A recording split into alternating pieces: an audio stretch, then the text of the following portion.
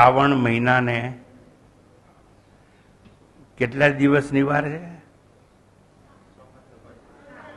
હે, આવતા સોમવારથી ચાલુ થાય. આવતા સોમવારથી જો શ્રાવણ મહિનો શરૂ થતો હોય,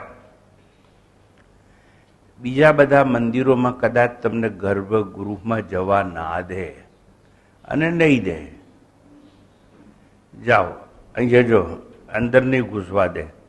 એ લોકો એમ કહેશે કે બીલીપત્ર આપો, અમે ઉપર ચડાવી દઈએ. આપણે ત્યાં દરવાજા ખુલ્લા છે. બેસી રુદ્રાભિષેક કરવો હોય, બીલીપત્ર ચડાવવા હોય, મંત્ર જાપ કરવો હોય તો કરી શકો છો. ભગવાન શંકર એના માટે શ્રાવણ મહિનો બહુ ઉત્તમ કહેવામાં આવે છે. મોટા ભાગના શિવભક્તો શ્રાવણ મહિનામાં મહિનો ઉપવાસ કરી અને પૂજા ઇત્યાદિ કરતા હોય છે. મને પણ મારા બાળપણના દિવસો યાદ છે.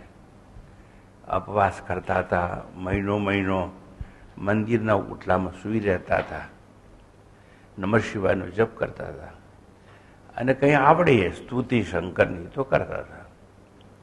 તમને એટલા માટે કહું છું કે તમારામાંથી કોઈને પણ હમણે થોડી પૂછપરછ આવી હતી, મેં તો ખુશી હતી.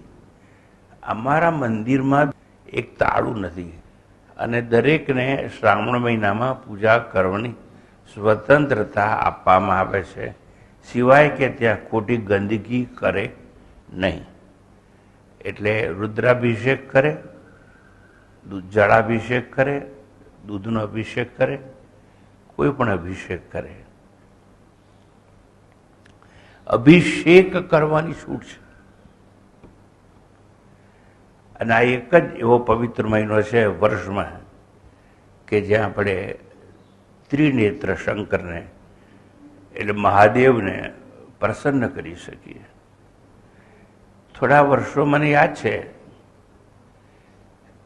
આખા ઇન્ડિયાના લોખંડના મોટા વેપારી, અબજો કરોડપતિ, એક જૈન મંદિર છે જ્યાં આગળ સુખડી મળે છે, મવડીની બાજુમાં એમનું ગામ લોધરા. એ લોધરામાં રહેતા હતા અને આપણા આશ્રમમાં વ્યવસ્થા નથી, અને પણ મહિનો શ્રાવણ હતો. એક બોબડા મહારાજને લઈને આવેલા, એનું નામ ભાઈ શંકરભાઈ, એટલે બહુ મોટા લોખંડ માર્કેટના ઉદ્યોગપતિ હતા. એ મહિનો અહીં રહ્યા હતા. જ્યારે કદાચ માતાજી છે ને આ ટાંકી પર રહેતા હશે અને હું એક જ રૂમમાં રહેતો હતો, અને નીચે ખુલ્લો ઓટલો હતો, કંઈ સગવડતા નથી. મેં કીધું અમારી પાસે કોઈ સગવડ નથી, તો કે અમારે સગવડ નથી જોઈતી, અમારે શિવલિંગ પર પૂજા કરવી છે. એ વખત આ શિવલિંગની બહાર પેલો ઓટલો છે ને ત્યાં લિંગ હતું, અને લિંગ આવ્યું એટલે એક વાત યાદ આવી. આશ્રમનો શુભારંભ થયો એ પહેલાં અમારા મુખ્ય ટ્રસ્ટી દિનેશ પંડ્યાને લઈને એક હરણફાળ નામની જગ્યાએ ગયા હતા.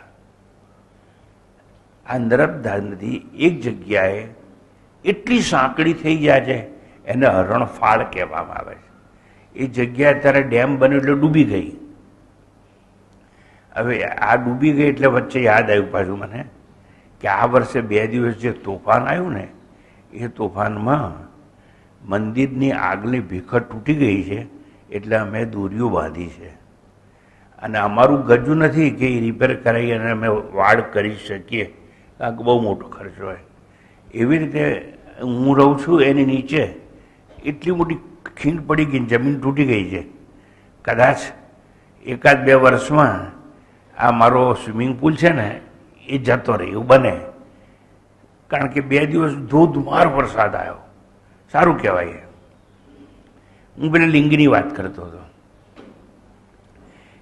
દિનેશભાઈ જોડે અમે હોડીમાં નહીં, મોટું ઝાડનું થડ હોય અને એને વચ્ચેથી કાપી નાખવામાં આવે અને બે જણા બેસી શકે અને એક માણસ કાં તો હાથથી કાં તો હલેસાથી ચલાવે. ત્યાં બધા બ્રાહ્મણો ઊભા હોય અને આપણને પૂછે મારું ડૂબકી, એટલે આપણે કહે હા, એટલે ડૂબકી મારે એ હરણફાળ, એટલે હરણ કૂદી જાય એટલી સાંકડી નર્મદા નદી થઈ જાય એને હરણફાળ નામની જગ્યા કહેવામાં આવતી હતી. મને લાગે છે કે દિનેશભાઈ હવેથી એ ડૂબે તૂટી ગયું, ડૂબાણમાં ગયું.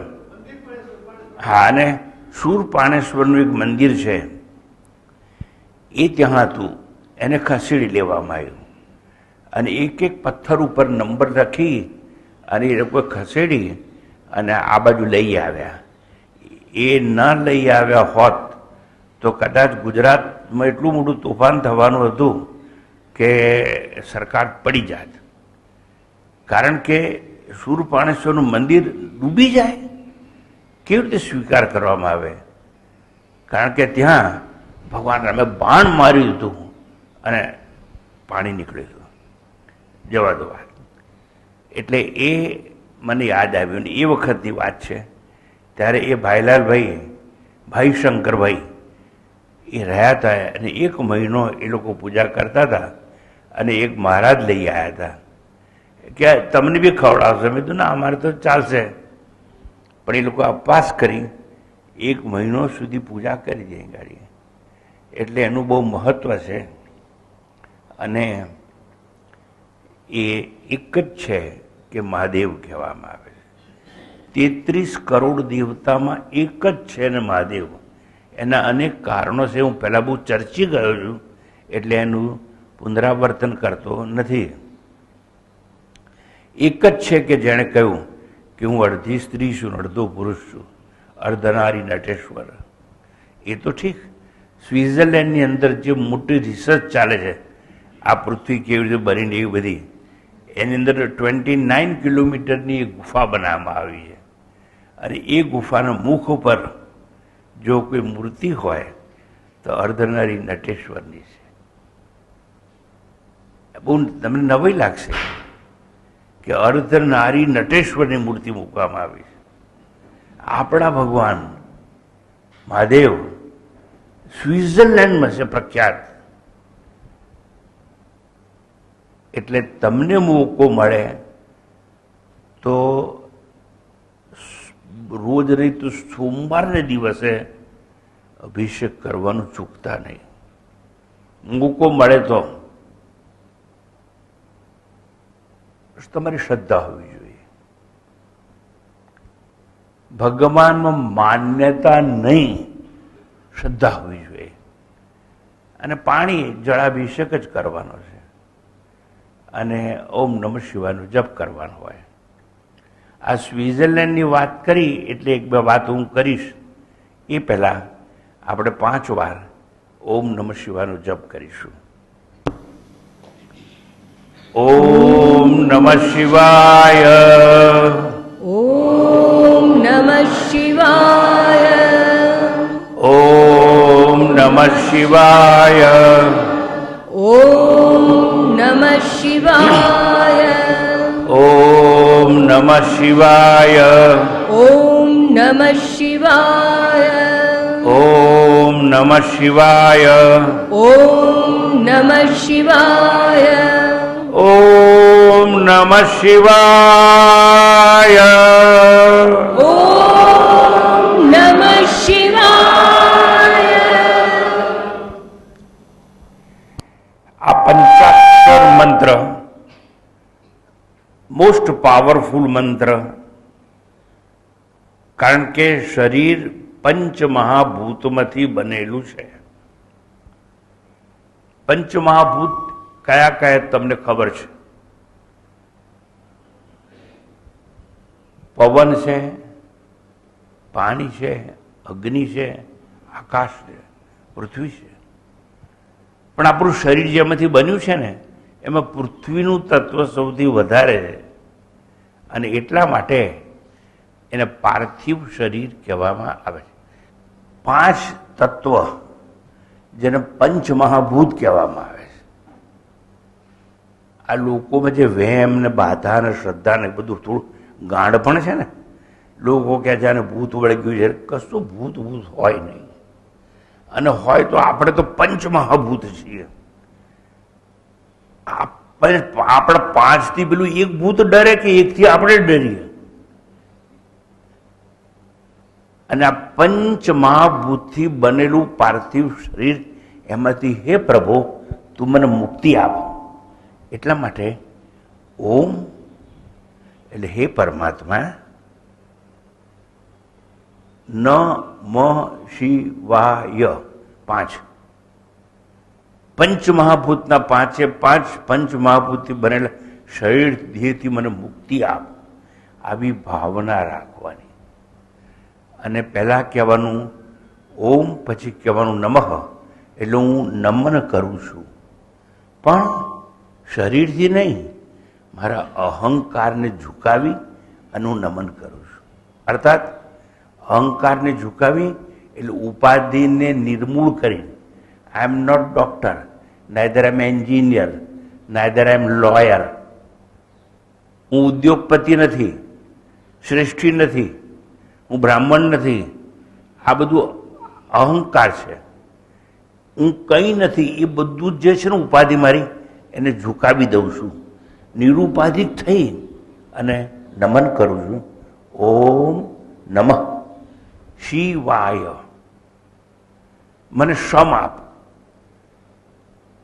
દમ એટલે ઇન્દ્રિયો પર કાબુ, શમ એટલે મન ઉપર કાબુ. શમ ઉપર કાબુ એટલે તમને ખ્યાલ આવે, મારા મન ઉપર કાબુ. આ તમે બધા બેઠા છો અને એક જણ જો ટેલિફોન કરતો હોય અહીં બેઠા બેઠા, તે સારું ના કહેવાય. એ ચાલુ પ્રવચન ટેલિફોન થાય નહીં, મોબાઈલ વપરાય નહીં. એટલે મેં એને જોઈ લીધો. પછી ઊભો થયો, મને એમ થયું એક લાફો ઠોકી દઉં, અને જો હું લાફો ઠોકી દઉં તો હું મારા મનનો ગુલામ છું. મારું મન કે એમ નહીં કરવાનું, હું કહું એવું મારું મન કરે. I am master of my mind, I am not slave of my mind. આ તમારું મન તો કહેશે પેલા 2 ગાળો દે, એક લાફો ઠૂકી દે. તમારું મન તો આવું કેટલું જ તમને કહેશે, પણ નહીં કરવાનું. એટલે ઓમ નમઃ એટલે અહંકારને ઝુકાવી દો, અને શી એટલે મને મન ઉપર કાબુ આપો. Please make me master of my mind. એક વસ્તુ. પછી આવે છે વાહ, શી પછી વાહ, વાહ એટલે મને વાસના મુક્ત કરો. કેમ આપણો પુનર્જન્મ થાય છે ને, એ વાસનાને લીધે થયો છે. ગત જન્મની અધૂરી વાસના હતી ને, એ પૂરી કરવા માટે આ તમારો જન્મ થયો છે. આ તમે જેટલા બેઠા છો ને, એ તમને ખબર હોય કે ના હોય, પણ કોઈ જન્મ પૂર્વે પ્રવચન સાંભળવાની, જ્ઞાન લેવાની, ભક્તિ કે ઉપાસના કરવાની વાસના અધૂરી રહી ગઈ હશે. નહીતર તમે અહીં આવીને બેસી શકો નહીં. આ તમને ખબર હોવી જોઈએ. પણ ધારો કે આપણે મરીએ એ પેલા બધી વાસના ભસ્મ થઈ જાય જ્ઞાનમાં, તો પુનર્જન્મ થાય નહીં. આ પ્રાણ ઉત્ક્રમણ કરે નહીં, શરીર છોડીને જાય નહીં. અને સંક્રમણ એટલે નવી માના ગર્ભમાં પ્રવેશ કરે નહીં. એવું કરવું હોય ને એમાંથી મુક્ત થવું હોય, એટલે આપણે બોલીએ છીએ વાહ. એટલે પહેલા એવું નમઃ, અહંકાર ઝુકાવી દઉં છું, એ પરમાત્મા. ઓમ એટલે પરમાત્મા. પછી શી એટલે મને શ્રમ, મારા મન ઉપર કાબુ આપ. વાહ, વાસના મુક્ત. પછી છેલ્લા છે ય એટલે હે ભગવાન तुमने यमराजना पाशમાંથી છોડાવી દે, નહીતર યમરાજ તો તૈયાર છે ને દૂતોને મોકલવા માટે. એનો અર્થ એમ, please make me free from time. I am bound by time, I am conditioned by time. અર્થાત સમયમાં જન્મ્યો છું અને સમયમાં મૃત્યુ પામવાનો છું, પણ એમાંથી તું મને મુક્તિ આપ, જન્મ અને મૃત્યુના ફેરામાંથી મુક્તિ આપ. એટલે ઓમ નમઃ શિવાય. તમને બધાને કહું છું, કંઈ ના કરી શકો ને, સોમવારે આવી જળ ચડાવી 5 વાર 7 વાર, બને તો 108 વાર એક નમઃ શિવાયનો મંત્ર બોલજો ને સાહેબ, 10 મિનિટથી વધારે નહીં થાય. મનુષ્ય છો ને, તમારા જીવનના કલ્યાણ માટે આવું કંઈ કરી શકો તો કરજો. એટલે સ્વામીજી અહીં ભરૂચ આવવું પડે? ના ના, એવું નહીં. તમે કોઈ પણ શિવાલયમાં જઈ અને આવું કરી શકશો. આપણે ત્યાં તો પેલું ખુલ્લું હોય છે, અમે તો તમને ઠેઠ શિવલિંગ સુધી જવા દઈએ, શિવલિંગને સ્પર્શ પણ કરવા દઈએ છીએ. બધા મંદિરોમાં તમને નહીં જવા દે. એટલા માટે છૂટછાટનો ઉપયોગ કરવો હોય તો કરજો. મેં વાત કરી સ્વિટ્ઝરલેન્ડની અંદર જ્યાં રિસર્ચ ચાલે છે, ત્યાં આપણી મૂર્તિ મૂકવામાં આવી છે. અને એ સંદર્ભમાં તમને વાત કરું, ઉપનિષદો તો 108 છે, મુખ્ય ઉપનિષદ, પણ એમાં 11 ઉપનિષદ એવા છે કે જેના પર શાંકર ભાષ્ય છે, એટલે શંકરાચાર્યની ટીકા છે મુખ્ય ઉપનિષદો પર. ઈશ કેન એટલે ઈશાવાસ્ય ઉપનિષદ, કેનો ઉપનિષદ, કઠ ઉપનિષદ, પ્રશ્ન ઉપનિષદ, મુંડક, માંડુક્ય, તૈતરીય, છાંદોગ્ય, બૃહદારણ્યક અને શ્વેતર ઉપનિષદ, આવા 11 ઉપનિષદ ઉપર આદિ શંકરાચાર્યજી ભાષ્ય લખ્યું છે. અને એમાંના એક ઉપર આપણે ચર્ચા ચાલે છે અત્યારે. ખૂબ મહત્વનું ઉપનિષદ છે. કેન ઉપનિષદ એક જ એવું છે કે જેના પર શંકરાચાર્ય 2 ભાષ્ય લખ્યા છે, પદભાષ્ય અને વાક્ય ભાષ્ય. આઝાદીનો સમય વીતી ગયો, ચાલ્યો ગયો. આઝાદી ભારતને મળી ગઈ. મુસલમાનોનું સામ્રાજ્ય હતું. આપણે ટકી શક્યા નહીં, કારણ કે આપણે એક ના થયા.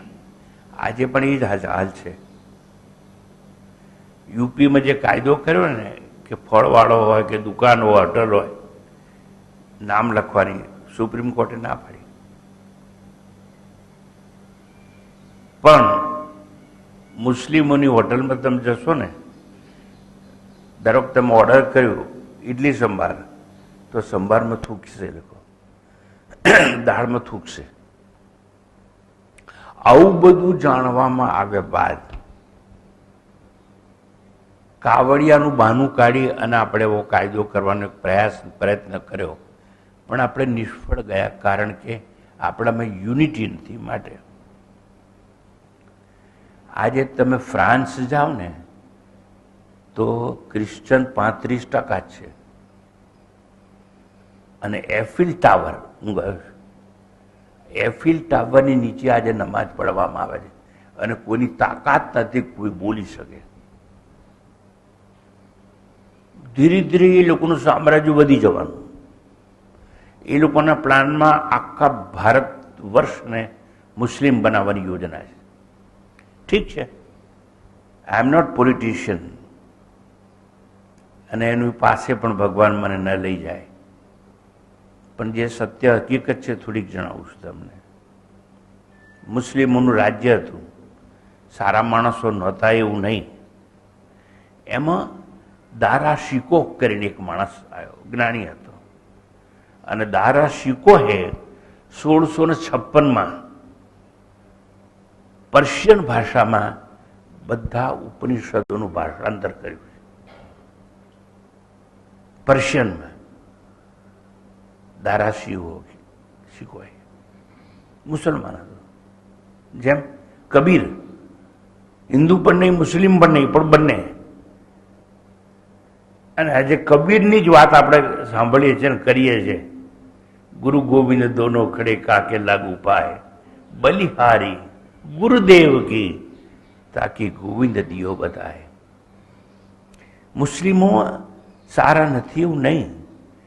આપણે તત્વજ્ઞાનના સંદર્ભમાં જોવા જઈએ તો આપણે પણ એક અને અદ્વૈતમાં માનીએ છીએ એવું છે, પણ બધા ધર્મોમાં અત્યારે સડો પેસી ગયો છે. આપણે એમાંથી મુક્ત નથી. મારે તમને એ વાત કરવી છે. સિરે અકબરી એક બીજો માણસ હતો, અને સિરે અકબરીએ મોટી ગુપ્ત વિદ્યા એવા ટાઇટલ નીચે બધા ઉપનિષદોનું ભાષાંતર કરી નાખ્યું. કોઈ લાઇબ્રેરી મોટી હોય ને ગ્રંથાલય, એમાં કદાચ તમને આ બધું જોવા મળે. હું નહીં કહું, પણ 100 વર્ષ પછી મારા ગ્રંથો લાઇબ્રેરીમાં મળશે. તમને લોકો તો મારા વિશે કંઈ નહીં બોલવાના, એ મને ખબર છે, but my books will speak about me. Who am I? મારે તમને કહેવું એટલું જ છે. 1801માં પેરોએ લેટિન ભાષામાં અને કોલ બ્રુએ 42 ઉપનિષદો પર અંગ્રેજીમાં ભાષાંતર કર્યું. હું આ ઉપનિષદનું મહત્વ જણાવવા માટે આ બધી વાત કરું. ઉપનિષદનું આટલું બધું મહત્વ હોય અને છતાં આપણે ઉપનિષદ ભણવામાં રસ નથી લેતા. આજે ભરૂચની આટલી વસ્તી મોટી, જૂજ માણસો બેઠા જ મારી સામે. કેટલા ઓછા, ખૂબ ઓછા. કેમ? ઉપનિષદમાં રસ નથી. આ બ્રહ્મ વિદ્યામાં જ્ઞાન લેવામાં તત્પરતા નથી. એટલું જ નહીં, રહસ્ય ખુલ્લું મૂકું છું. હવે તમે આટલા જ એવા હતા કે તમારા અનેક જન્મોનો પુણ્ય કર્મનો ઉદય થયેલો છે, અને એટલે જ તમે અહીં આવી શકો છો. તમે જોજો, તમારા જ ઘરમાંથી કોઈ ઘરમાંથી એક માણસ આવતો હશે તો 4 જણા નહીં આવતા હોય. કેટલાક ઘરમાંથી 4 જણા આવતા હોય તો એક જ જણ નહીં આવતું હોય. એક જ મા બાપના 2 સંતાન કે 3 સંતાનો એમાંથી એક જ આવે અને 2 ના આવે.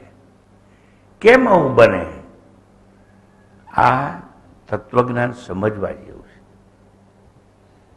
ગત જન્મની અતૃપ્ત વાસના ન હોય તો ન આવી શકાય. તમારા પુણ્ય કર્મનો ઉદય ન થયો હોય તો ન આવી શકાય. અને કેટલીક વાર કોઈક ભૂલથી આવી જાય અને પણ ટકી જાય, એવું પણ બનતું હોય છે. દેર ઇઝ એન એક્સિડન્ટ, પણ એ એક્સિડન્ટ એટલે અકસ્માત. અતિથિ, આપણે ત્યાં એવું અતિથિ દેવો ભવ, માતૃદેવો ભવ, પિતૃદેવો ભવ, એમ માતા પિતા પણ ઈશ્વરની કૃપાથી મળે છે. એમ અતિથિ પણ તિથિ જણાયા વગર આવે એ અતિથિ. ઉપનિષદના સંદર્ભમાં વાત કરું તો કેટલીક વાર અતિથિ તરીકે તમે આવી જાઓ. આજે હું ગહન મહત્વની વાત કરવાનો હોઉં, કોઈ રોજ ના આવ્યો પણ આજે આવી જાય અતિથિ તરીકે. There is possible. તો આવી બેકગ્રાઉન્ડની પાર્શ્વભૂમિકાની વાત કર્યા બાદ ઉપનિષદ ઉપર આવું છું. આ ઉપનિષદ એટલે શ્રુતિનું તાત્પર્ય શું છે? ઉપનિષદનું બીજું નામ શ્રુતિ છે. એનું તાત્પર્ય શું છે? તાત્પર્ય સત્યમ જ્ઞાનમ અનંતમ બ્રહ્મ. આ બ્રહ્મ છે ને, આત્મા છે ને, ઈશ્વર છે ને, એ ઈશ્વર કેવો છે? સત્ય સ્વરૂપ છે. સત્ય એટલે પહેલા હતો, છે અને રહેવા વાળો છે. which exist in all three periods of time. At the same time, he is free from time, not conditioned by time. And therefore, he is all pervading reality, supreme reality. આવો સત્ય સ્વરૂપ બીજું જ્ઞાન સ્વરૂપ છે. આત્મા કે બ્રહ્મ જ્ઞાન સ્વરૂપ એટલે એ જડ નથી. વારંવાર દાખલા આપું છું. એકવાર ફરી આ મારો ડાબો હાથ છે, એના પર રૂમાલ મૂકું છું. આ રૂમાલને ખબર નથી કે આ ડાબો હાથ છે, ડાબા હાથને ખબર નથી કે આ રૂમાલ છે, કારણ કે બંને જડ છે. યાદ રાખજો, આ તમે મારી સામે બેઠા છો ને, જડ શરીર લઈને બેઠા છો.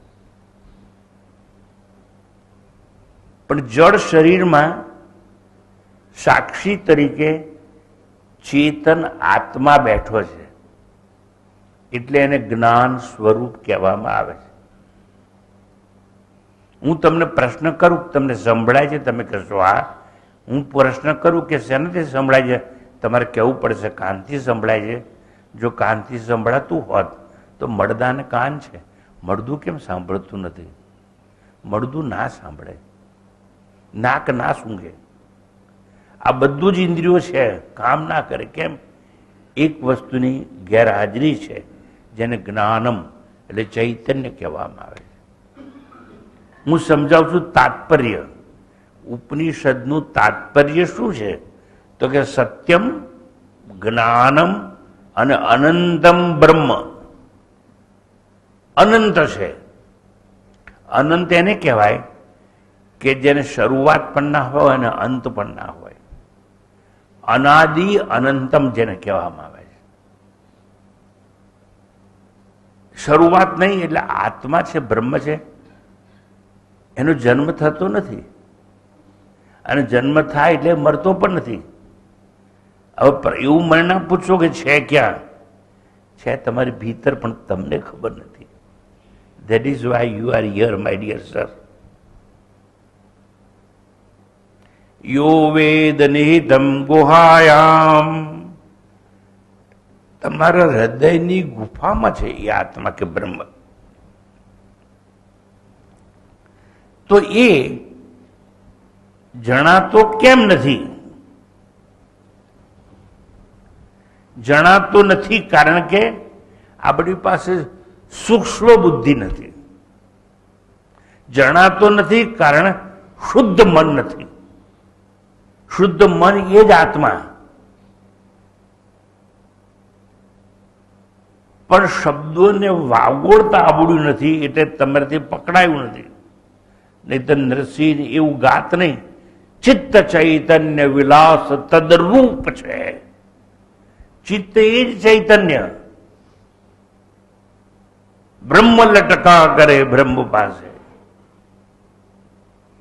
આજે હું બ્રહ્મની વાત તમને સમજાવવા માંગુ છું, પણ બ્રહ્મ તો મારી ભીતર છે, પણ હું તમારા અંદર બેઠેલો બ્રહ્મ છે એને ઉદ્દેશીનો કંઈ કહેવા માંગુ છું. હું તમારી સાથે વાત કરતો નથી. રખે માનતા ભ્રાંતિમાં હું તમને ઉદ્દેશીને વાત કરું છું. તમારી જોડે મારે કોઈ લેવા દેવા નથી. તમારી જોડે મારે કોઈ સગપણ નહીં. સગપણ નહીં એટલે વળગણ નહીં, અને વળગણ નહીં એટલે તમારે મારે કોઈ ગળપણ નહીં. એટલા માટે વારંવાર હું કહું છું, મારો કોઈ ચેલો નહીં, મારી કોઈ ચેલી નહીં. અને એક વસ્તુ આજે ફરતી શ્રાવણ મહિના આવે એટલે સ્પષ્ટતા કરી દઉં, હું કોઈનો ગુરુ નથી. હું શું છું એ મને ખબર છે, અને મને ખબર છે. હું તમને કહેવા માંગુ છું કે તમે કોણ છો. કાં તો સૂક્ષ્મ બુદ્ધિ હોય તો સમજાય સત્યમ જ્ઞાનમ અનંતમ બ્રહ્મ, અને કાં તો શુદ્ધ મન હોય તો સમજાય. અને આ સૂક્ષ્મ બુદ્ધિ કે શુદ્ધ મન, એને ગીતામાં સુંદર નામ આપ્યું છે, જ્ઞાન ચક્ષુ કહેવામાં આવ્યું છે. વિમૂઢા જ્ઞાનુપશ્યંતિ પશ્યંતી જ્ઞાન ચક્ષુષ. જ્ઞાન ચક્ષુ એટલે ત્રીજું નેત્ર ના હોય આ. પણ આપણે વિચાર કરતા નથી. શ્રવણ કરો ને પછી વિચારણા કરવી જોઈએ. એ આપણે કરતા નથી એટલે આપણને સમજાતું નથી. તો ઉપનિષદના સંદર્ભમાં જ્ઞાન ચક્ષુ હોવું જોઈએ. શુદ્ધ બુદ્ધિ, સૂક્ષ્મ બુદ્ધિ અથવા મન. મનસા એવ ઇદમ આપતવ્યમ એવું ઉપનિષદોએ ગાયું. અને એવું કહ્યું સૂક્ષ્મયા સૂક્ષ્મ દ્રષ્ટિભિ. એટલે કાં તો સૂક્ષ્મ બુદ્ધિ જોઈએ કાં તો શુદ્ધ મન જોઈએ. આ બંને છે એનો પર્યાય છે જ્ઞાન ચક્ષુ. એટલે જ્ઞાન ચક્ષુ હોય તો સમજાય સત્યમ જ્ઞાનમ અનંતમ બ્રહ્મ એટલે શું. ઉપનિષદોનું તાત્પર્ય શું છે? જ્ઞાનનું સ્વરૂપ પ્રતિપાદન કરવામાં જ એનું તાત્પર્ય છે. વન્સ અગેન, આત્મજ્ઞાનનું સ્વરૂપ કેવું છે એટલું સમજાવવા માટે જ ઉપનિષદ કે વેદ કે શ્રુતિ છે. એ તમને સૌને સ્પષ્ટ થવું જોઈએ. હું તો સ્પષ્ટતા કરવાનો પ્રયત્ન કરું છું અને વારંવાર કહું છું, please allow me to enter your inner heart. Please give me some space so that I can enter your heart. I want to appeal to your heart, not your brain. બે જાતની અપીલ હોય. એક તો બ્રેનને appeal થાય અને એક હૃદયને appeal થાય. હૃદયને અપીલ કરવી હોય તો પોતાની માતૃભાષામાં જ સાંભળવું જોઈએ. બીજી બધી સાવકી માં કહેવાય. વટ મારવા માટે બરોબર. અમારા સદભાગ્ય એવા નહોતા કે અમે એવા ગુરુ પાસે જઈએ કે જે ગુજરાતીમાં સમજાવે. પણ કંઈ નહીં, અમે ખૂબ મહેનત કરી અને સાવકી માનો પણ આભાર માની અને આ જ્ઞાન મેળવવાનો પ્રયાસ કર્યો. મેં જ્યારે મારા ગુરુને એમ કહ્યું કે હું મારી માતૃભાષામાં વાત કરીશ ત્યારે મને કહેવામાં આવેલું, you are not going to get educated audience. મેં કીધું I don't care for so called educated people. હું તો મારી મા જે ભાષા સમજે ને એમાં વાત કરીશ. અને એ દિવસો મને યાદ છે.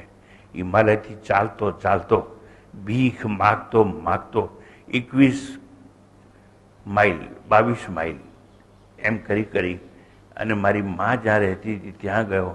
અને તમને વાત કરું એ પહેલાં મેં મારી માને વાત કરીશ. મારી પહેલી ગુરુ એ છે.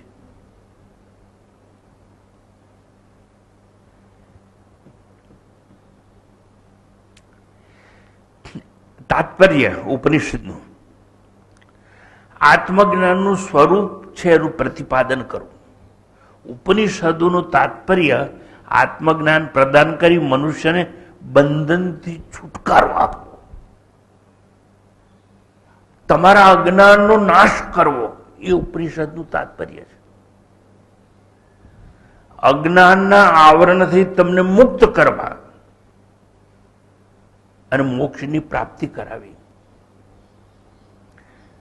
તમને મોક્ષ મળે એવી મારી ઈચ્છા છે. અજ્ઞાનનું આવરણ તમારું દૂર થાય. પણ સ્વામીજી, આ અજ્ઞાનનું આવરણ એટલે શું? એટલે તમે બધા એવું માનો છો કે હું જીવાત્મા છું અને કાં તો પુણ્ય કર્મ કરીશ કાં તો પાપ કર્મ કરીશ, જીવા જેવા કર્મ કરીશ એવી ગતિ મને મળશે. મૃત્યુ પછી મારી અધોગતિ પણ થાય ને સદગતિ પણ થાય. આવું તમે માની બેઠા છો કારણ કે તમે માનો છો કે હું જીવ છું. હું તમને કહું છું, તમે જીવાત્મા નથી. એ જ્ઞાન મારે આપવું છે. તમે જીવાત્મા છો એવું તમારી માન્યતા જે છે એને આવરણ કહેવાય. તો ઉપનિષદનું તાત્પર્ય શું કે અજ્ઞાનનું આવરણ દૂર કરવું અને તમને મોક્ષ કે મુક્તિ તરફ લઈ જવા. શ્રુતિનો નિષ્કર્ષ માત્ર આત્મજ્ઞાને મુક્તિ અને મોક્ષ અપાવવાનો છે. નાઉ please try to remember.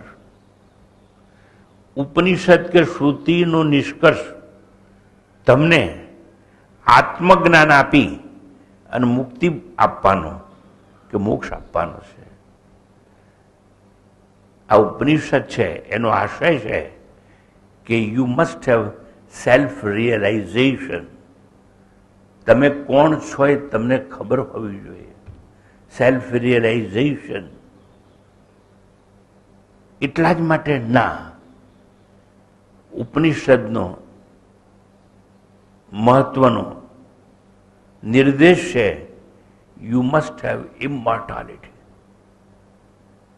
You must have self realisation, you must have mukti or મોક્ષ. અને તમે તમારા અજ્ઞાનના આવરણને દૂર કરો એવો હેતુ છે. એટલું જ છે? ના, તમને અમરતા અપાવવી, તમને અનંતતા સમજાવવી.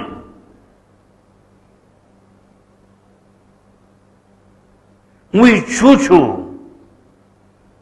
કે તમને પરમાત્મા ફ્રીડમ ફ્રોમ બોન્ડેજ જેને કહેવામાં આવે છે એ ફ્રીડમ આપે. મોક્ષ કે મુક્તિ આપે, સેલ્ફ રિયલાઇઝેશન આપે, ઇમોર્ટાલિટી આપે, અમરતા આપે, અનંતતા આપે અને ફ્રીડમ ફ્રોમ બોન્ડેજ, બંધનથી તમને છોડાવે. આ હેતુ છે ઉપનિષદોનો. કર્મથી કદી મુક્તિ નહીં મળે એક નક્કી છે.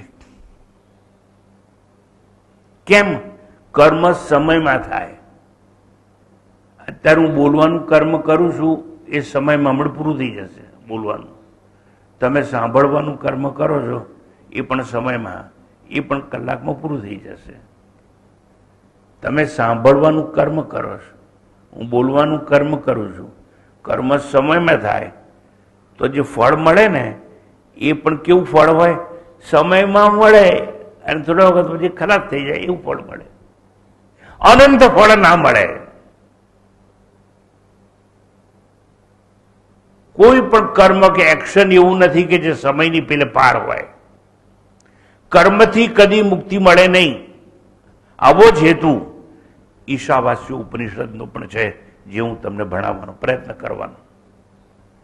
પણ ભણાવતા પહેલા આખી બેકગ્રાઉન્ડ કે પાર્શ્વ ભૂમિકા તૈયાર કરું.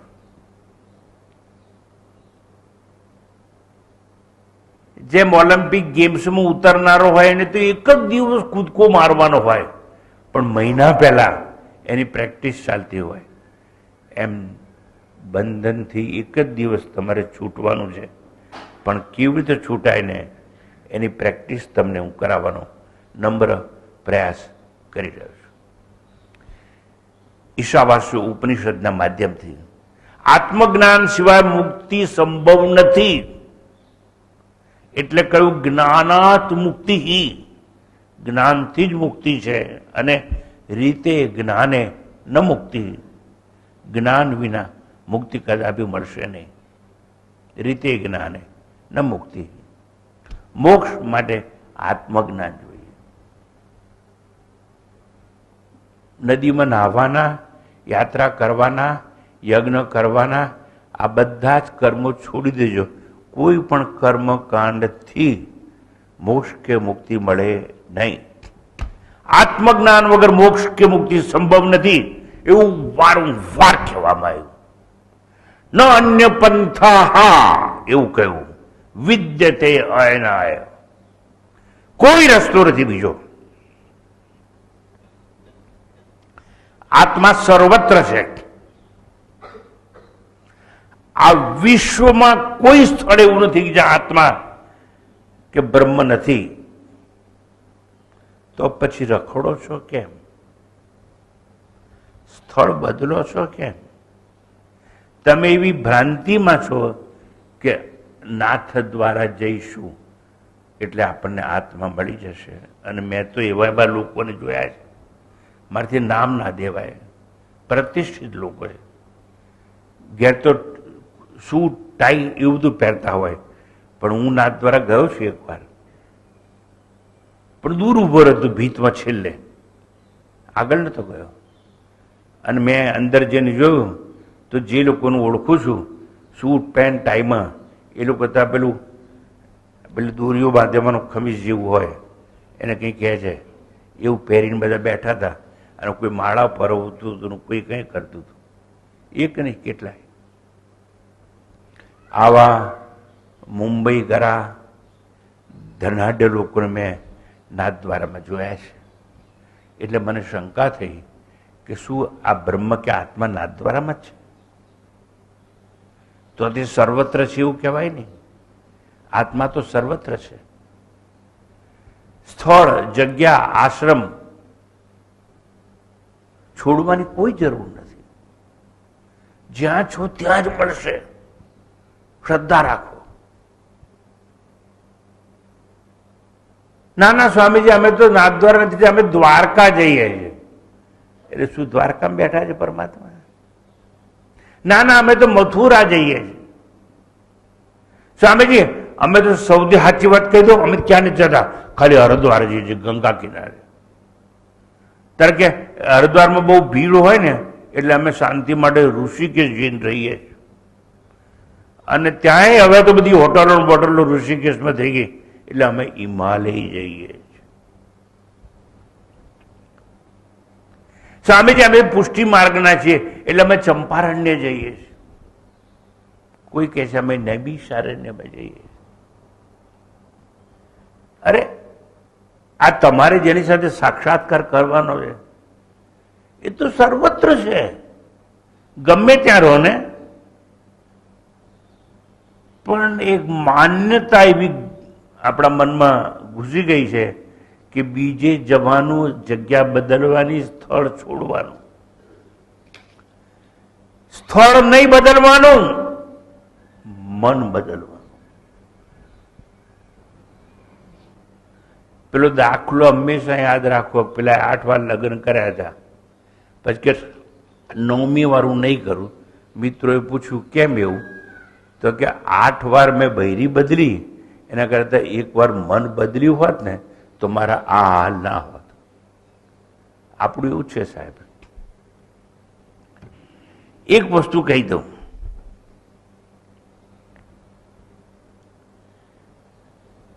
ખરાબ લાગે તો પહેલા માફી માગી લઉં છું. લગ્ન કરવા નહીં. પણ સ્વામીજી અમે કર્યા હોય, હવે વાત આગળ કરો. લગ્ન કરવાના નહીં, પણ કર્યા હોય તો પડ્યું પાનું નિભાવી લે. તો કોઈ દિવસ ડાયવર્સનો વિચાર નહીં કરવા. એવી રીતે ગુરુ કરવાના નહીં, ગુરુ કરાય નહીં. અનેક જન્મોના પુણ્ય કર્મો કર્યા હોય તો ગુરુ મળે. જેમ you can't select your father, you can't select your mother, you can't select your ગુરુ. ગુરુ મળે, પરમાત્મા આપે, કરાય નહીં. અને જો કર્યા હોય તો મેં કહ્યું એમ પેલી બૈરી જેમ પડ્યું પાનું નિભાવી લે. પણ આજે ઘેર ઘેર ડાયવર્સના કિસ્સાઓ ચાલે છે. કારણ કે પરણતા આવડ્યું નહીં. એટલે પરણો ના પાડું છું પહેલા, પણ પરણો તો નિભાવજો. કવિ નાનાલાલ, બહુ મોટા કવિ, એને કહ્યું પડ્યું પાનું નિભાવી લે. જો 1 વાર પરણ્યા હોય, તમે બધાને કહી દઉં છું આજે, હું મારો વિષય નથી પણ હું ડાપણ કરીને દોડાયો થઈને કહું છું કે જો તમે પરણ્યા હો તો તમારી પત્નીને વર્ષમાં 1 વાર લક્ષ્મી માની અને ચાંદલો કરજો. પરણ્યા હો તો. અને જો તમે તમારી પત્નીને લક્ષ્મી માનીને ચાંદલો કર્યો તો ભગવાન વિષ્ણુના આશીર્વાદ તમારા ચરણોમાં રમતા થઈ જશે. પણ પુરુષ બહુ અહંકારી હોય એટલે એવું કરવા તૈયાર થાય નહીં. એમ અહંકારી લોકો ગુરુ બનાવે નહીં. બનાવે તેનું માનવું પડે. પેલું બહેરીનું નામ માને તો ચાલે સાહેબ, હો, પણ ગુરુનું નામ માને ને એ ચાલે ના. કેમ ખબર છે? શાસ્ત્ર કહે છે, હું નહીં, હું કહેતો તમને નહીં માનવાનું. શાસ્ત્રો એવું કહે છે કે ગુરુ, ઈશ્વર અને આત્મા એક છે.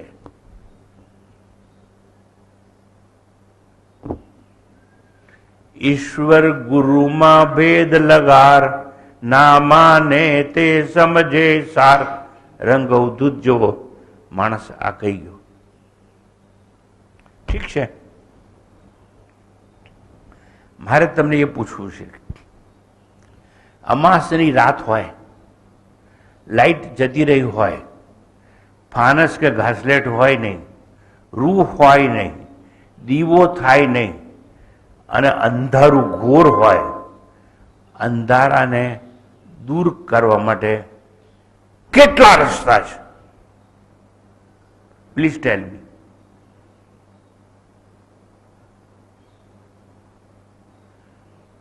તમને ખબર છે કે વડોદરા પાસે પાવાગઢ છે? ખબર છે કે નહીં? પાવાગઢ છે ને? પાવાગઢની ઉપર મંદિર છે કે નહીં? અલા છે કે નહીં?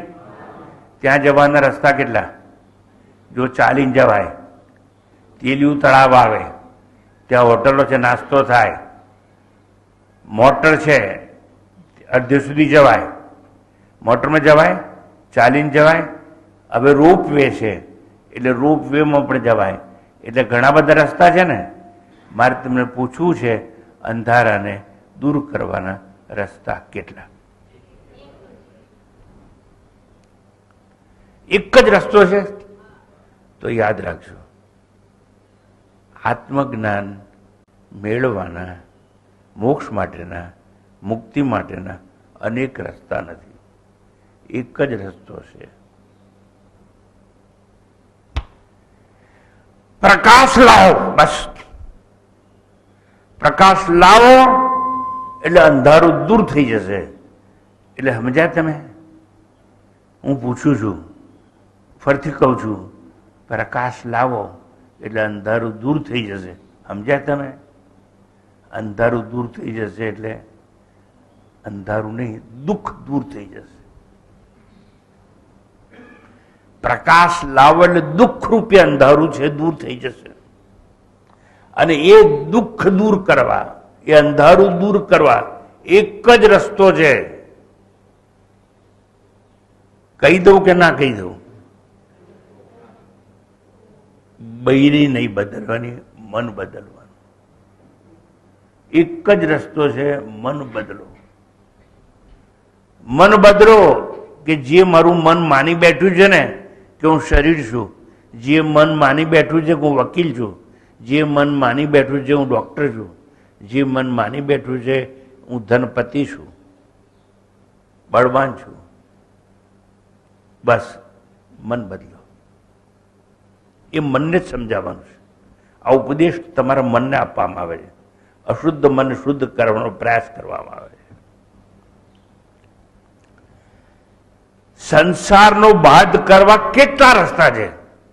એટલે સંસારને દૂર કરવા માટે, એટલે સંસાર તરી જવા માટે. તો આ શંકરાચાર્ય કહે છે એક જ રસ્તો છે, જ્ઞાતે તત્વે કહ સંસાર. તત્વનું જ્ઞાન થવું જોઈએ તો સંસાર હશે નહીં અને તરવા માટે મહેનત કરવી પડશે નહીં. આપણા કવિઓ કહ્યું પણ આપણે ના સમજ્યા કે જાગીને જોવું તો જગત દિશે નહીં સમજ્યા આપણે. મેં પણ એક એવી ભૂલ કરી બેઠો હતો. બહુ મોટા સાક્ષર પરમાર સાહેબ ભાવનગર યુનિવર્સિટીના, એને મને કહ્યું કે સ્વામીજી નરસિંહ મહેતાનો એવોર્ડ આપવાનો છે અને તમે આવો, તમારાથી સારું કોઈ બોલી શકશે નહીં. પણ એ વખતે હું નવો હતો, મને એમ લાગ્યું કે હમણાં કવિ લેખકો વચ્ચે મારું સ્થાન ક્યાં, હું ન ગયો. આજે મને સમજાય છે કે નરસિંહ મહેતા વિશે સારામાં સારી વાત કરી શકું એવું સામર્થ્ય ભગવાને મને આપ્યું છે. જાગીને જોવું તો એટલે સેવા જ્ઞાનમાં જાગી જવાનું. જ્ઞાનમાં જાગીને જોવું તો જગત દિશે નહીં. શંકરાચાર્ય એ જ કહ્યું, જ્ઞાતે તત્વે, તત્વનું જ્ઞાન થાય તો ક સંસાર, સંસાર હશે જ નહીં તો તરવાનો પ્રશ્ન જ નથી. અને સંસાર એટલે દુઃખ, અને દુઃખની પેલે પાર દુઃખનો દરિયો તરવા માટે એક જ રસ્તો છે સાહેબ, 1000 રસ્તા નથી. સંસારને જોવો હોય તો કેટલા રસ્તા છે? એક જ. આંખ ખોલો, આંખ ખોલો એટલે સંસાર દેખાશે. પણ સંસાર તરી જવું હોય તો આંખની જરૂર નથી, જ્ઞાન ચક્ષુની જરૂર છે. વિમૂઢા નાનું પશ્યંતી, પશ્યંતી જ્ઞાન ચક્ષુષ. સાહેબ, મરવા માટે કેટલા રસ્તા છે? બહુ નહીં હો. એક જ ચમચી ઝેર લઈ લો એટલે મરી જાઓ. ના સમજીએ ઘડો ભરી ના લેવાય, પણ જરૂર નહીં એક ઘડો ઝેર પીવાની, દેગડો ભરીને પીવાની. એ તો એક જ ચમચો. અને સાયનાઇટ હોય ને એ ટીપું જ બરાબર છે. માતાજી બરાબર કહું છું, કેમ કે માતાજી સાયન્સ અને MSc વાળા છે એટલે કહું છું. બહુ મરવા માટે એક જ રસ્તો, એક જ ટીપું અને સેકન્ડમાં ખલાસ. એટલે અનેક રસ્તાની વાતો ભૂલી જાઓ. મારે એટલું જ કહેવું તમને. ઈશાવાસ્ય ઉપનિષદ નું ઈશાવાસ્યમ ઇદમ સર્વમ એવું તત્વ સમજવા માટે એક જ રસ્તો છે, મન બદલી નાખો. એટલે તમે તમારી ઉપાધિથી મુક્ત થાઓ. આ તમે તમારી ઉપાધિને સાચી માની બેઠા છો. હું કોઈની પત્ની છું, કોઈનો પતિ છું, કોઈનો બાપ છું, કોઈનો પુત્ર છું. આ ઉપાધિઓ છે. તમે એમાંનું કંઈ નથી. મન બદલો. હું તો સચ્ચિદાનંદ છું, સત્યમ જ્ઞાનમ અનંતમ બ્રહ્મ, એ હું છું. પણ એવું તમને સમજાવે કોણ? ગુરુ. પણ હું તમને કહું છું, ગુરુ કરશો નહીં. મેં કહ્યું પરણશો નહીં, અને પરણો તો નિભાવજો. નિભાવતા ના આવડે ગુરુ બનાવવાના નહીં. ગુરુ તો ઈશ્વર મોકલશે એની કૃપાથી. આ જે કંઈ અસ્તિત્વમાં છે એમાં ઈશ્વર છે, અને ઈશ્વર સ્વરૂપ જ બધું કંઈ છે. સર્વ કાંઈ ઈશ્વરથી આચ્છાદિત છે. પછી દુઃખ ક્યાં અને દર્દ ક્યાં? જો છે ઈશ્વર છે એવું માનશો તો બધે જ ઈશ્વરનો પ્રસાદ જોવા મળશે. તમારા કોઈ પણ કર્મનું ફળ જરા હાથમાં આવે ને સાહેબ, તો એને ઈશ્વરનો પ્રસાદ સમજવાનો.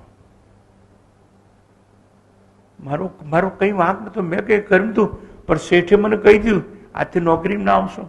મારી નોકરી છૂટી ગઈ. જો તારી નોકરી છૂટી ગઈ હોય ને તો ઈશ્વરનો પ્રસાદ છે.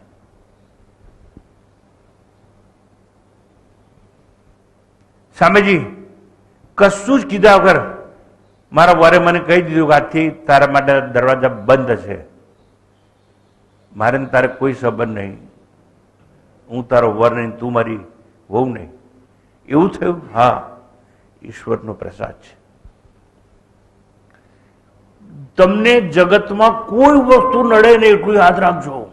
અને જો કોઈ નડે છે તો એ તમારા કરેલા કર્મ જ નડે. અને કર્મનું ફળ દરેકને ભોગવવું પડે. દુઃખી થઈને ભોગવવું એના કરતાં સમજી સુખ અને શાંતિથી ભોગવવું સારું. એને ઈશ્વરનો પ્રસાદ કહેવામાં આવે. ઈશ્વરનો પ્રસાદ છે એવું સમજવું, એ ઉપનિષદો આપણને કહે છે. આ ઉપનિષદનો અર્થ સમજાવવું નહીં અને એમને એમ ઠોક ઠોક કરવું શ્લોકો, એનો કોઈ અર્થ નહીં. ઉપનિષદનો અર્થ એટલે શું? સામાન્ય અર્થ ઉપનિષદનો ગુરુ અને આચાર્યની સમીપ જઈને બેસવું એવો થાય. સામાન્ય અર્થ, તમે મારી સામે બેઠા છો,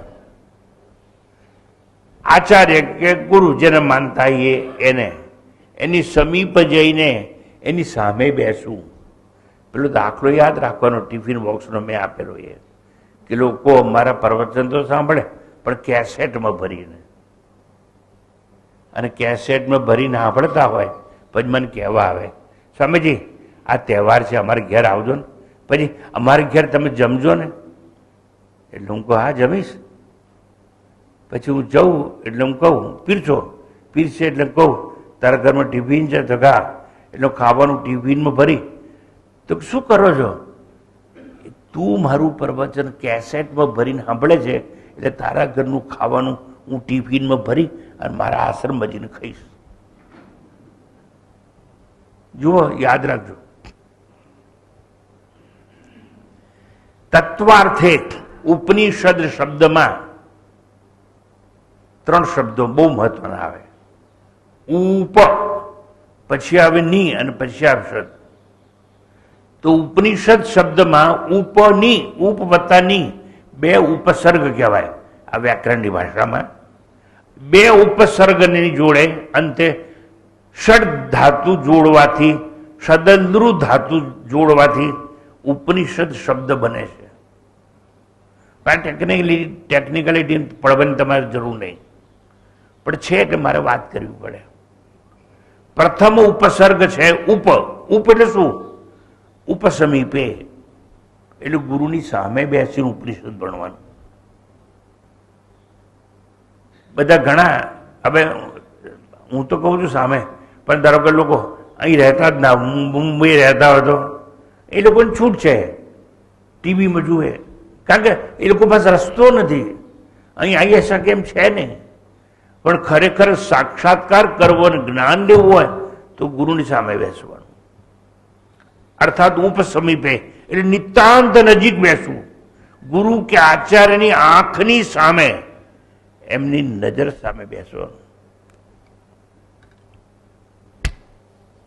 એક નર્તકી છે, એ જ્યારે ડાન્સ કરે છે ને ત્યારે એના પગમાં ઘૂંઘરું હોય છે, ઘૂંઘરુંની થાપ મારે છે, પણ એ પગની થાપ પડે એટલે હાથ આમ થાય અને પછી આમ કરે.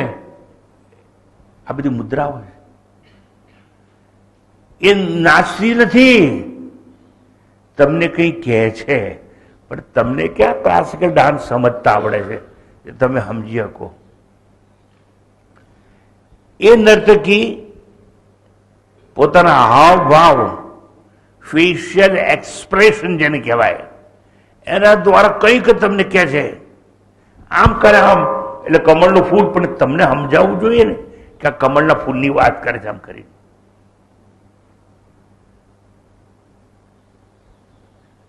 એ જ પ્રમાણે જેની સામે બેસીને તમે ઉપનિષદ સમજો છો ને, એ માત્ર વાણીથી વાત કરતા નથી, તમે નજીક બેસવાનું તમારે.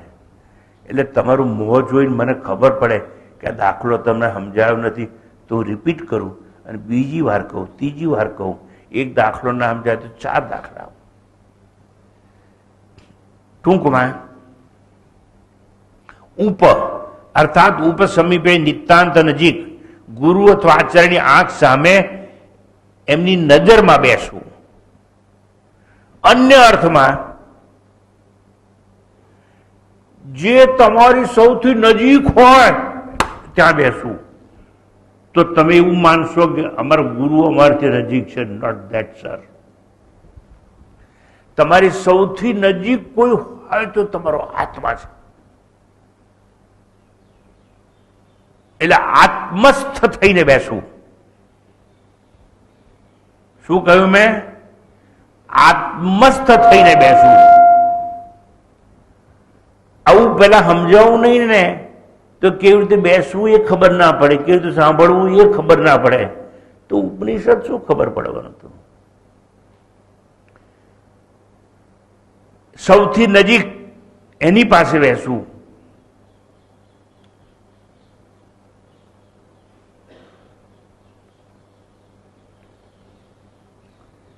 મેં પહેલા કહ્યું એમ,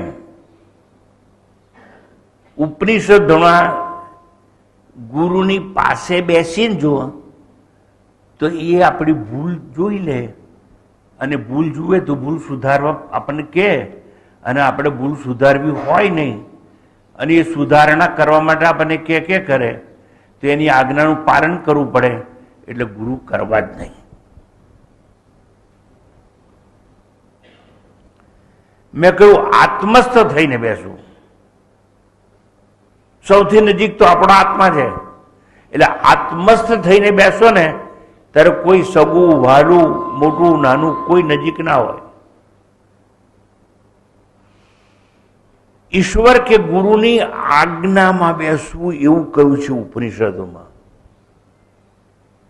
પણ આપણે એની આજ્ઞા પાળવી જ ના હોય અને છતાંય ઉપનિષદ સાંભળવું હોય તો સાંભળાય ખરું, શ્રવણ ના થાય. શ્રવણ જુદી વસ્તુ છે. શ્રવણ એટલે લિસનિંગ અને સાંભળવું એટલે hearing. To listen anything without reaction is nothing but contemplation, which is one step higher than meditation. ટૂંકાણમાં મારે તમને એટલું જ સમજાવવું છે, ગુરુ પહેલા કરવાનું નહીં, કાં કરો તેની આજ્ઞામાં રહેવું પડે. શાસ્ત્રો કહે છે એવું, ઈશ્વરો ગુરુરાત્મેતિ ભેદત્રય વિવર્જિત. ઈશ્વર ગુરુ ને આત્મા ત્રણે અભેદ છે. આવું સમજ્યા ના હોય ને જે, અને એ લોકો ઉપનિષદ ભણ્યા હોય ને એટલે ગુરુની આજ્ઞા ના માને, અને ગુરુની આજ્ઞા ના માનવી એટલે ઈશ્વરની આજ્ઞા ના માનવી, ઈશ્વરની આજ્ઞા ના માનવી એટલે પરમાત્માની આજ્ઞાનું પાલન ના કરવું. આ ઉપનિષદ ક્યાં છે? આ ઉપનિષદ કોટ કરું છું. ઈશ્વરો ગુરુરાત્મેથી ભેદત્રય વિવર્જિત. અને રંગ અવધૂત કહી ગયા, ઈશ્વર ગુરુમાં ભેદ લગાર, ના માને તે સમજે સાર. ટૂંકાણમાં મારે તમને એટલું જ કહેવું છે, ઉપનિષદ ભણાવતા પૂર્વે કે કેવી રીતે ઉપનિષદ ભણવું જોઈએ. આત્મસ્થ થઈને બેસવું, નંબર 1. આત્મવિચારમાં બેસવું, નંબર 2. આત્મજ્ઞાન લેવું છે એવી પ્રત્યેજ્ઞા લઈને બેસવું, નંબર 3. અજ્ઞાનનો બાદ કરવો છે એવો નિર્ણય લઈને બેસવું. ગુરુ શરણમાં બેસવું અર્થાત ગુરુની આજ્ઞામાં રહેવું. એમને ઉપનિષદનું જ્ઞાન થતું નથી કોઈને, અને ઉપર છેલ્લું હોય થયું હોય તો એની ચરણમાં અર્થાત અહંકાર ઝુકાવીને બેસવું. આટલી બધી વાત મેં કોના માટે કરી? પેલું ઉપ શબ્દ છે એના માટે. ઉપનિષદમાં ઉપ શબ્દનો આવો અર્થ છે. ઉપ પછી આવે છે ની. આ ની એટલે શું? ની ઉપસર્ગ સૂચવે છે કે તમારી નિતાંત નજીક બેસવું, આત્માના વિચારમાં નિમગ્ન થઈને બેસવું. સાંભળવા માટે નહીં, શ્રવણ કરવા માટે બેસવું. શ્રવણ એટલે પેલો કાવડ મા બાપને નીકળ્યો તો એની વાત નથી. શ્રવણ જુદી વસ્તુ છે અને સાંભળવું કાનથી થાય. શ્રવણમાં મન અને બુદ્ધિ બંનેનો ઉપયોગ થાય. તો ઉપ પછી ની શબ્દ આવ્યો. નીનો વિચાર કર્યા બાદ શદ ત્રીજો ધાતુને ક્વિપ પ્રત્યય લાગવાથી ઉપનિષદ શબ્દ બને છે. ક્વિપ પ્રત્યય કર્તૃત્વ ભાવ સૂચવે છે. અર્થાત શદ ધાતુ ત્રિઅર્થી છે. ઉપ ની પછી શદ શદ ધાતુ છે એ 3 અર્થ છે એના, 3 પ્રકારના કર્મનો સંકેત એમાં જોવા મળે છે. કયા 3 પ્રકાર? શદલૃ ધાતુમાંથી વિશરણ ગત્ય અવસાદનેસુ, અર્થાત 3 સંકેત છે એમાં. થોડી વ્યાકરણ સાથેની ટેકનિકલ વાત. ઉપનિષદ શબ્દના સંદર્ભમાં 3 સંકેત મળે. એક તો વિશરણ, એક ગતિ અને એક અવસાદન. 3 અર્થ છે શેના? શદ. ઉપનો અર્થ ખબર પડી ગઈ, નીનો અર્થ ખબર પડી ગઈ, નિતાંત નજીક બેસવું. હવે શદની વાત ચાલે છે. વિશરણ, વિશરણ એટલે વિનાશ. અવિદ્યાના આવરણનો વિનાશ કરવો છે. અવિદ્યા એટલે અજ્ઞાન. મને અજ્ઞાન છે, સાંભળજો. અજ્ઞાન છે એટલે શું તમને ખબર છે? અધિષ્ઠાનનું જ્ઞાન નથી, એને અજ્ઞાન કહેવામાં આવે. અંધારામાં પડેલી દોરીના બદલે જ્યારે સાપ દેખાય ને, સાપ દેખાયો કારણ કે દોરીનું અજ્ઞાન છે માટે. પછી બેટરી લાયા, અરે આ તો દોરી છે. પણ સાપ શું છે? અજ્ઞાન. કોનું અજ્ઞાન? દોરીનું. એમ હું કોણ છું, હું શું છું, મારા આત્માનું, હું સચ્ચિદાનંદ સ્વરૂપ છું, એનું અજ્ઞાન છે. લોકો અજ્ઞાનની વાતો કરે પણ સમજે નહીં છે એનું અજ્ઞાન છે.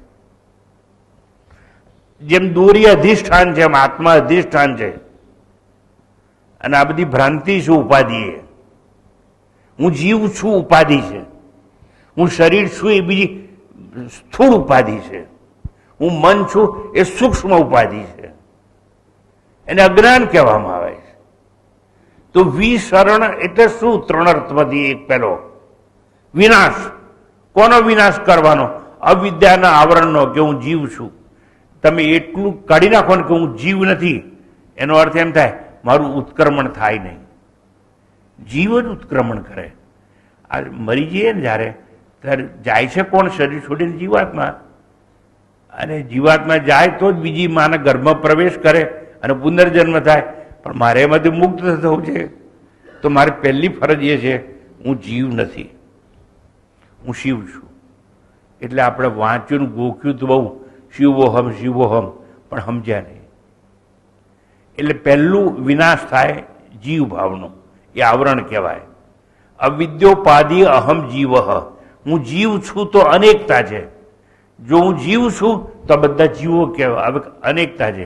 પણ હું તો આત્મા છું, તો એક જ છું. અને એક છું બધામાં છું. જેમ એક ઘડો ખાલી હોય, એમાં કંઈ ભર્યું ના હોય તો ખાલી જગ્યા છે ને આકાશ કહેવાય. પણ એક ઘડામાં એક આકાશ, 100 ઘડા હોય તો 100 આકાશ. એમ તમે જો જીવ છો તો તમે અનેક છો. હવે સમજો તમે અનેક નથી, તમે એક જ આત્મા છો. પણ હું એક આત્મા છું એવું સમજવું કઈ રીતે? તો માળા લેવાની. માળામાં મણકા અનેક છે, પણ દોરો એક જ છે. એક જ દોરામાં બધું પરોવાયેલું છે, અને એ સૂત્રાત્મા કહેવાય. અને એ હું સૂત્રાત્મા છું. હું છું ને, મારી અંદર જ ગાય છે, કૂતરો છે, મારી અંદર જ હાથી છે, મારી અંદર જ કીડી છે. આત્મા તો બધામાં જ છે. એટલે હું એક છું. એટલે પેલું અવિદ્યા છે ને, દૂર કરવા માટે આ બધું સમજાવું છું તમને. અવિદ્યોપાધિ અહમ જીવ સૂત્રે મણિગણા એવ. જેમ માળાની અંદર સૂત્ર એક જ હોય, દોરો એક જ હોય, એ હું છું. પણ હું બધામાં પરોવાયેલો છું. એટલા માટે આપણે તો હમણાં છે ને 2-4 દિવસથી એક વાંદરાનું બચ્ચું છે, અને હું બહુ ખુશ છું કે આપણા આશ્રમના લોકો એને રોટલી બુટલી બધું આપે છે. વાંદરાનું એક ટોળું આવેલું, એમાંથી એક બચ્ચું અહીં રહી ગયું ભૂલમાં. એ બિચારો અહીં આમ ફર કરે છે, ઘડીમાં પેલા મોર જોડે રમે છે, ઘડીમાં કૂદાકૂદ કરે છે. અમારે સંન્યાસીઓ એને રોટલી આપે છે, તો સંન્યાસીના હાથમાંથી રોટલી ખાય છે. અજાણ છે, બિચારું ભૂલું પડી ગયું છે. હવે ક્યારે એ જશે? એ વાંદરાનું ટોળું જો પાછું આવશે તો કદાચ ભળીને જતું રહે. ત્યાં સુધી મને ખૂબ આનંદ છે કે અમારા સંન્યાસીઓ એ વાંદરાના બચ્ચાને સંભાળે છે. શું કરવા? ઉપનિષદ ખબર છે કે જે મારામાં આત્મા છે ને એ આ વાંદરાના બચ્ચામાં આત્મા છે, એ કૂતરામય છે, એ હાથીમય છે, એ કીડીમય છે. સૂત્રે મણિગણા એવ, એક જ આત્મસૂત્ર જીવો મણકા જેમ એમાં પરોવાયેલા હોય. જીવના અજ્ઞાને અનંત ગતિ છે. હું જીવ છું એવું અજ્ઞાન રાખશો તો અનંત ગતિ મળશે, પણ આપણે તો ગતિ જ નથી કરવી. આપણે તો જન્મ અને મૃત્યુના ચક્રના ફેરામાંથી મુક્ત થવું છે. એટલે આપણી પાસે જ્ઞાન જોઈએ. સત્યમ જ્ઞાનમ અનંતમ બ્રહ્મ. જન્મ મૃત્યુના ચક્રમને વિનાશ કરવો છે આપણે.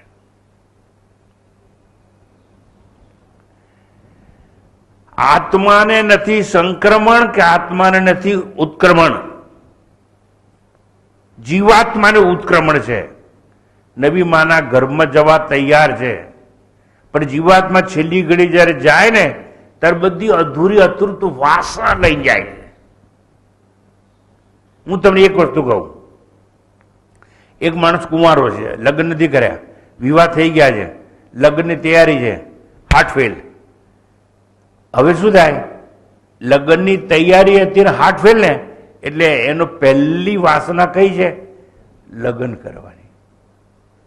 એટલે જેવો જ્યાં જન્મ છે ત્યાં લગ્ન લગ્ન લગ્ન લગ્ન લગ્ન. એટલે પરમાત્મામાં લગ્ન નહીં, બીજા લગ્ન. એટલે જ્યારે આત્માને સંક્રમણ નથી, ઉત્ક્રમણ નથી, એવું તમારે સમજવાનું. હું આત્મા છું એટલું જ અત્યારે સમજો, સચ્ચિદાનંદ.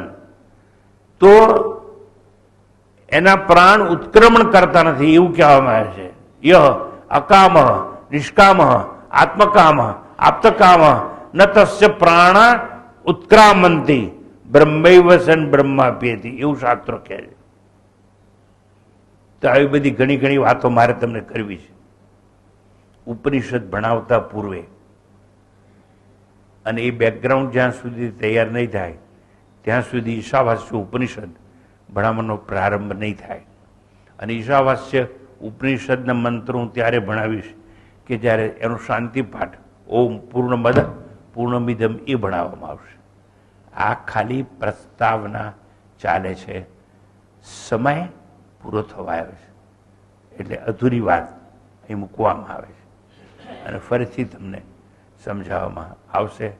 તમારું બેકગ્રાઉન્ડ ક્લિયર કરો, સ્લેટ સાફ કરો, તમારું મન શુદ્ધ કરો, બી રિસેપ્ટિવ.